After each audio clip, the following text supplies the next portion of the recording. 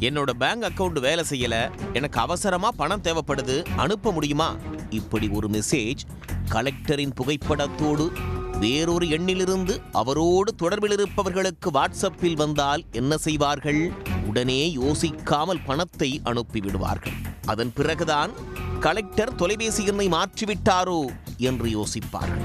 இந்த கேப்பை பயன்படுத்தித்தான் மோசடி கும்பல் கண்ணிமைக்கும் நேரத்தில் பணத்தை சுருட்டிக் கொண்டு எஸ்கேப் ஆகிவிடுகிறது.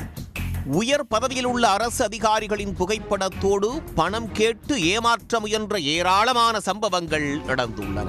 அந்த வரிசையில் சமீபத்தில் இணைக்கப்பட்டவர்தான் நீலகிரி மாவட்ட ஆட்சித்தலைவர் லட்சுமி பவ்யா தண்ணீர். கடந்த ஒரு வருடமாக இவர் நீலகிரியில் கலெக்டராக பணியாற்றி வருகிறார். அவரது புகைப்படத்தோடு புது வாட்ஸ்அப் எண்ணிலிருந்து சிலருக்கு மெசேஜ் சென்றுள்ளது.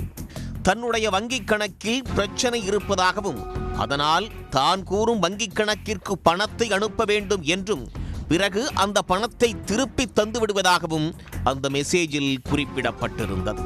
தன்னுடைய புகைப்படத்தோடு இப்படி ஒரு வாட்ஸ்அப் கணக்கு இயங்கி வருவதை அறிந்த மாவட்ட ஆட்சியர் உடனே இது குறித்து மாவட்ட காவல் கண்காணிப்பாளரை தொடர்பு கொண்டு புகார் தெரிவித்துள்ளார். இதனையடுத்து மாவட்ட காவல் கண்காணிப்பாளர் உத்தரவின் பேரில் சைபர் கிரைம் போலீசார் விசாரணையை தொடங்கியுள்ளனர். முதற்கட்டமாக இந்த போலி வாட்ஸ்அப் கணக்கு வியட்நாமிலிருந்து தொடங்கப்பட்டிருப்பதை கண்டுபிடித்துள்ளனர். விர்ச்சுவல் முறையில் தொலைபேசி எண்ணை உருவாக்கி அதன் மூலம் வாட்ஸ்அப் கணக்கு தொடங்கப்படும். இந்த வாட்ஸ்அப் எண்ணுக்கு செல்போன் மூலம் கால் செய்ய முடியாது. அதோடு அந்த எண்ணை ட்ராக் செய்வதும் கடினம் என்று சொல்லப்படுகிறது. இத்தகைய மோசடிக்கு பாஸ் கிரைம் என்று பெயர்.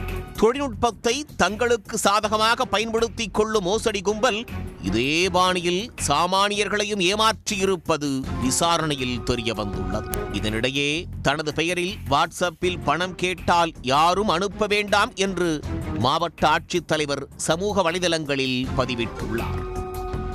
உடனுக்குடன் செய்திகளை தெரிந்து கொள்ள சன் நியூஸ் பெல் ஐகானை கிளிக் பண்ணுங்க.